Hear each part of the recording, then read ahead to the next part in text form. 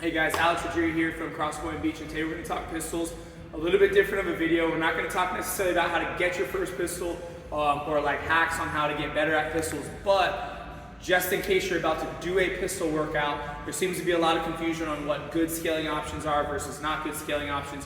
So we're going to give you guys kind of 5 scaling options that you can kind of go through. Try the easiest one, see how advanced you can get. That'll be a good scaling option for you, a good way to start to build strength, but also make sure that you're getting a good workout in that day, and then eventually getting pistols. Before we start this video, there is a certain mobility as far as the hips and ankles are concerned requirement. If you can't hit full depth on a squat, if you cannot hit full depth on a squat, we're not ready for pistols, and that's worth analyzing and figuring out if it's the ankles that's the issue or if it's the hip that's an issue.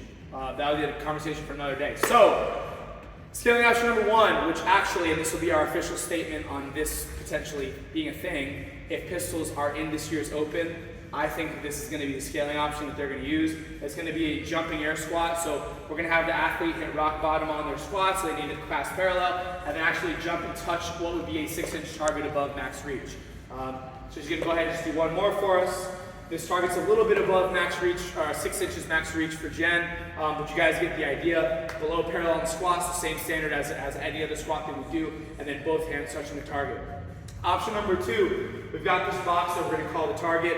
So Jen's going to lower herself in a pistol position in a single leg squat. Then she's going to put her foot on the floor and she's going to stand up with both feet. As always, as we usually like to do, we want to switch legs each rep. So we're going to go ahead and switch legs. Foot on the floor, let's get one more in. So we're getting the eccentric portion, so we're getting like some reverse strength. And then for the hardest part of it, which is standing up, we might not be there yet. We can put our other foot on the floor for some assistance. Past that, advancing past that would be the same target squat, but then standing up with the foot that we're lowering ourselves on. Let's get one more in. So we're just doing uneven numbers on your pistols each set.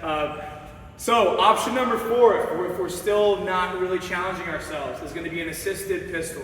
There's a lot of ways that we see people doing assisted pistols in our CrossFit and CrossFit all around the country and the world.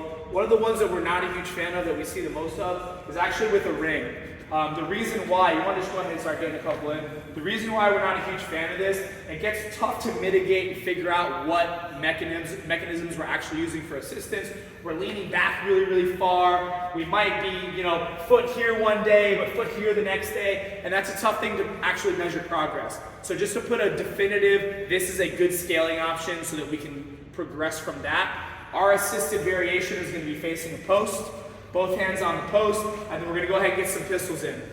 We had a discussion before this, and we like it to be facing the post rather than next to the post so that you can really nicely switch legs. That's perfect. And Jen's only using, go ahead and relax, Jen's only using the post as much as she needs.